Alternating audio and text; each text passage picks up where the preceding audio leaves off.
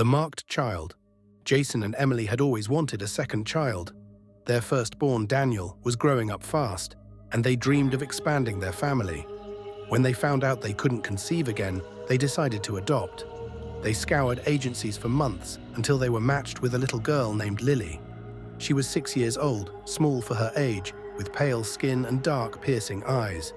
Her caseworker explained that Lily had no known relatives. Her only surviving family, an elderly grandmother, had given her up before disappearing without a trace.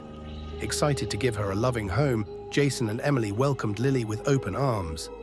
At first, everything seemed normal. She was quiet, well-mannered, and never caused trouble. But then little things started happening. The dog refused to go near her, growling whenever she entered the room. Daniel, once enthusiastic about having a sister, began withdrawing, complaining about horrible nightmares. Lily never seemed to sleep. Emily would wake in the middle of the night to find her standing in the hallway watching them. When asked why, she simply said, "I don't like when they whisper to me." "Who?" Emily asked uneasily. Lily's dark eyes flickered. "The ones in the walls." "The shadows stir."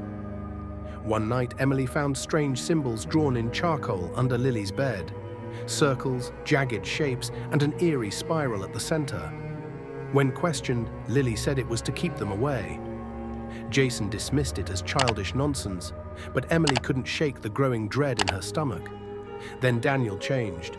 Bruises appeared on his arms, and he became distant, speaking only in whispers. "She's not Lily," he muttered one evening. "She's something else." Emily's nerves frayed. Objects moved on their own. The air felt heavier in Lily's presence. At night, Emily and Jason heard scratching inside the walls, a sound that grew louder each night. And then Daniel disappeared. The ritual. They found him in the attic, eyes wide in terror, unable to speak. Burnt markings covered the floor around him. Lily stood in the doorway, staring at them. "I tried to stop them, but it's too late now." Emily grabbed Daniel and ran. Jason followed, but the house groaned, the walls shifting as if something was waking up inside them. The lights flickered and died. A whisper came from the darkness. "She's ours now." Emily turned to grab Lily, but she was smiling. Her small hands stretched unnaturally long, her pupils completely black. "You shouldn't have taken me. I belong to them. And now, so do you." The last thing Emily saw before the world went dark was Lily's face twisting into something inhuman, her grin stretching too wide for any human child. The final night, Jason woke up to a terrible weight on his chest. He gasped for air, but a cold hand covered his mouth. His eyes darted around the dark bedroom. Emily lay beside him, eyes wide open but unblinking. Her lips moved, but no sound came out. Then he heard it. A giggle from the foot of the bed.